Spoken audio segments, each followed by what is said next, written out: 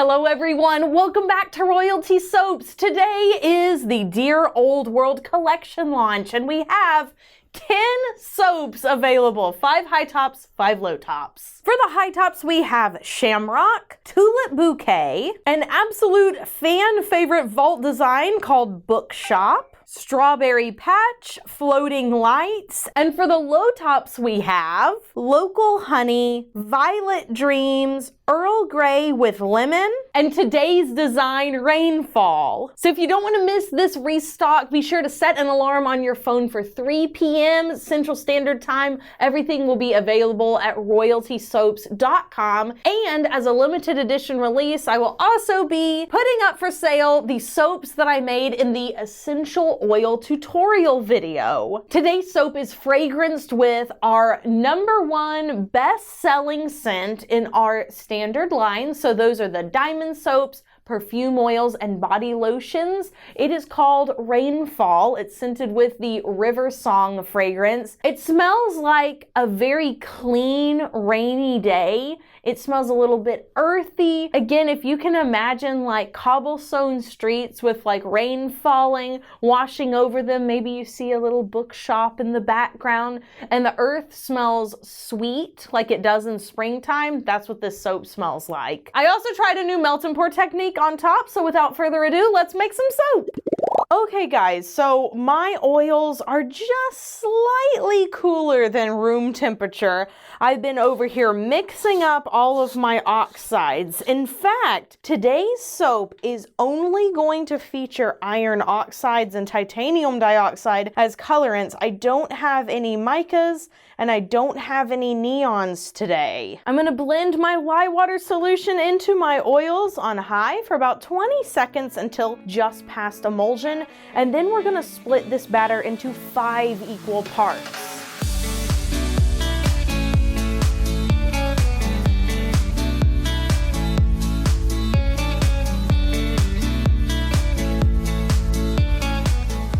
All right, I'm pouring off my batter. You know what? Someone asked me the other day, Katie, how much do those slab containers weigh? Let me tell you, it's a lot. I don't know exactly how much it is, but I know that the total combined batter weight is over 337 ounces. So I actually just don't know how many pounds this is, but holding it away from my body, so it's like free floating and it's just my arms working, it's a full workout. When people come and start working with us at Royalty Soaps, one of the things we can almost always guarantee them that will happen is that their arm strength will double or triple, because most people are not used to lifting all day, and we have a lot of products, we have oils and lots of big containers, and almost everybody comes in and gets stronger. Okay, let's talk about our colors. The first one here is only chromium green oxide. It is no other additives, it's just chromium green in the raw. Next up is chromium green mixed with ultramarine blue, so this is going to be a little bit more teal. There's more green than there is blue, so I am assuming this will end up looking a bit like Snake Island green from Mad Micas. And to that container we're also going to add a little bit of titanium dioxide. Next up is another blend of ultramarine blue and chromium green, much less blue this time. And then in this one we have some chromium green mixed with black oxide. And finally we have just straight ultramarine blue and some titanium dioxide. Before we start pouring into our large slab mold, I am going to go ahead and add our secret sauce fragrance blend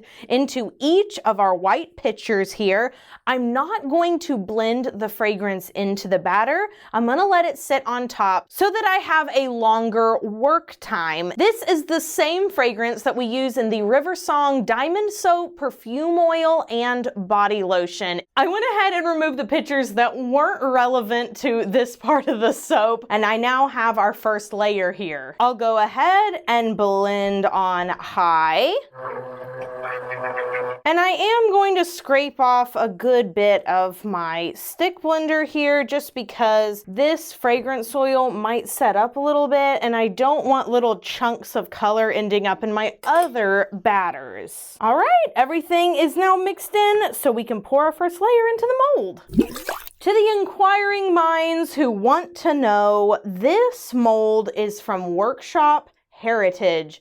We love their wooden molds and these blue silicone liners. We love them so much. I literally just purchased like 10 more of these things because they're so great. The first ones that we got years ago are still holding strong. Gonna go ahead, take a popsicle stick and texture this top here. Honestly, you could use a spoon too. It's just I have a popsicle on hand, so that's what I'm using. And the kind of like the goal, the theme, the vibe of this whole soap is supposed to be like the Scottish Highlands. Caleb and I recently watched a movie called Chariots of Fire. It's an old movie. I'm pretty sure it's from the 80s, but it's in my top 5 favorite movies of all time. It's about different Olympic running champions from the British team in like 1930 something, I want to say. One of which was Eric Liddell, and one of which was Abrams, and I cannot remember his first name ever to save my life, and I don't know why. Okay, round 2.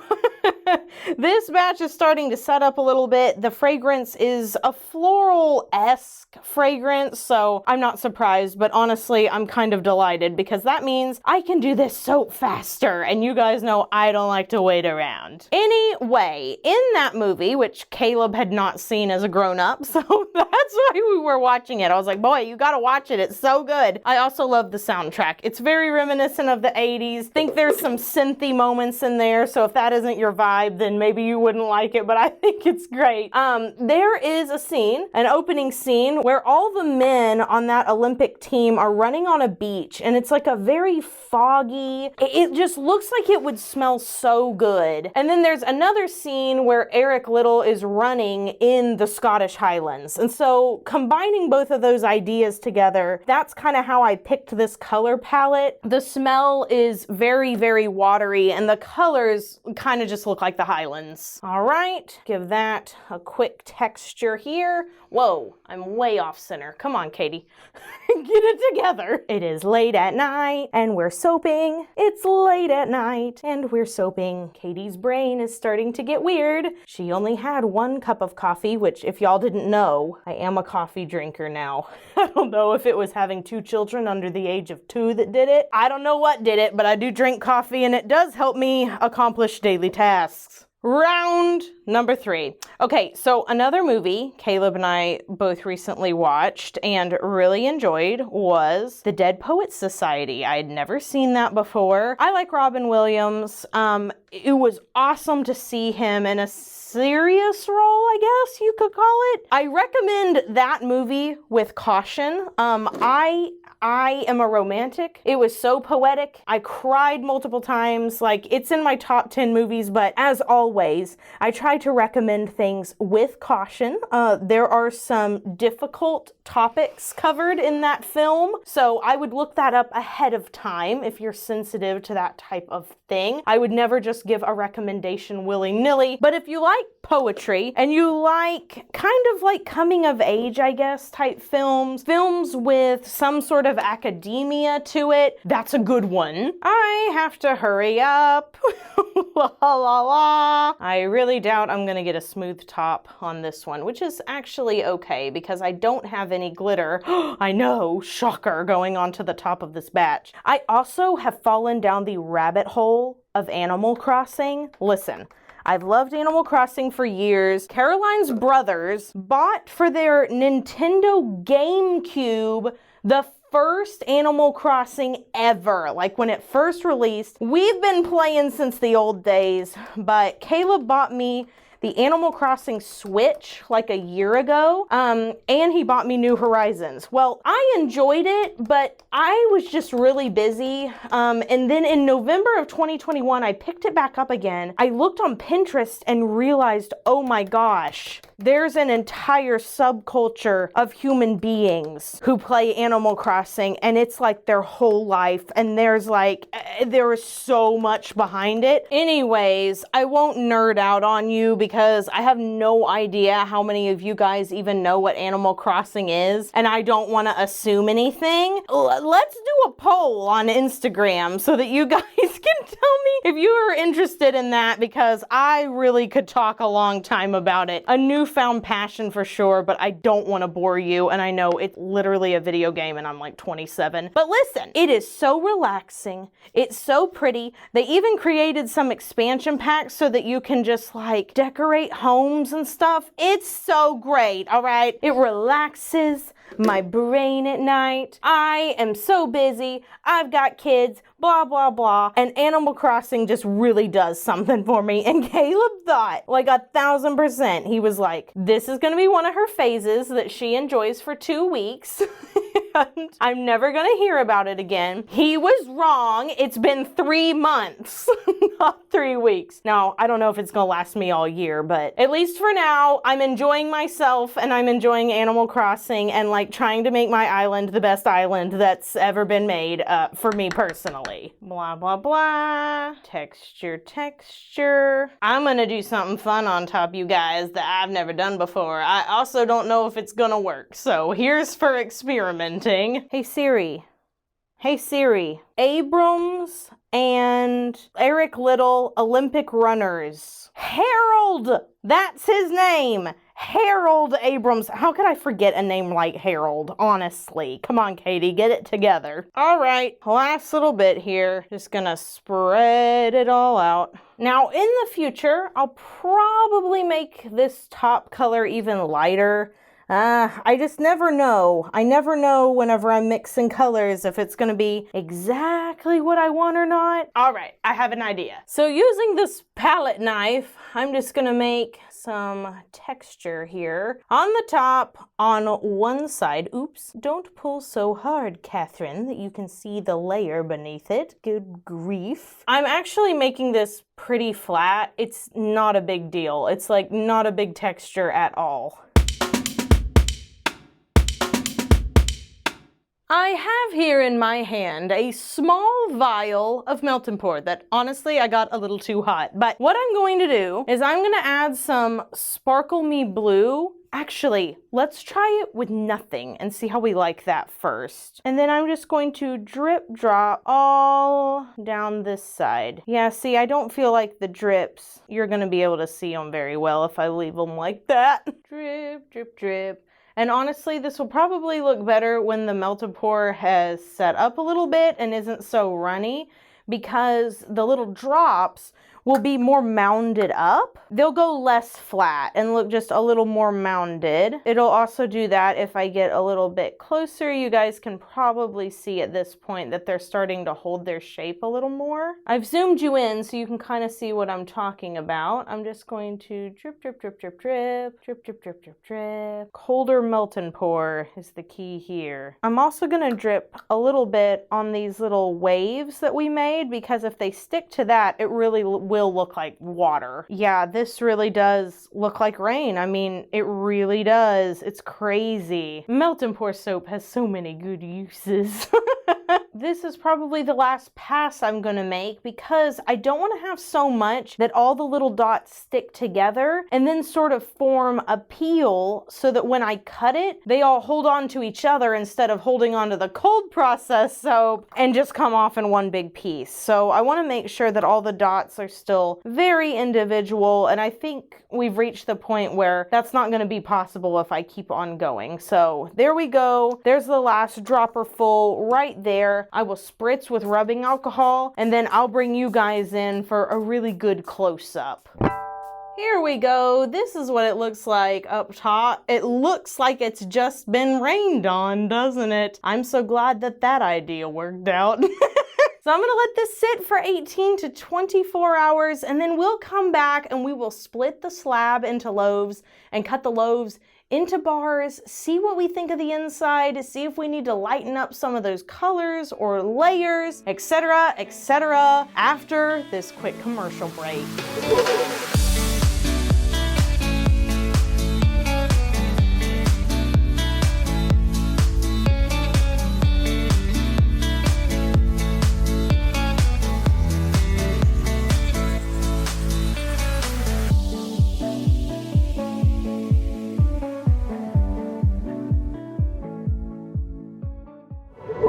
You guys, I'm so pleased. First of all, it smells awesome the next day. Really, really strong in cold process soap. It looks like the melt and pour drizzle is going to hold. I tried to peel some of it off and I didn't have much luck. So definitely add when the soap is still wet.